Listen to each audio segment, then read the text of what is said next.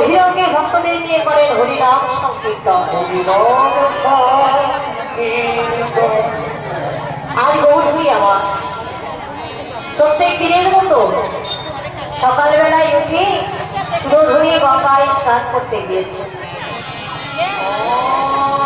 আর সুরধুনী গঙ্গায় স্নান করতে গিয়ে সুরধুনী গঙ্গাকে দর্শন করে মনে মনে ভাবলেন, এই কি আমার সেই যমুনা, এই কি আমার সেই যমুনা, এই কি আমার সেই যমুনা। মনে মনে ভাবছে, আহা যমুনা কেমন যমুনা, বল বল বল বলে তুই কি আমার সেই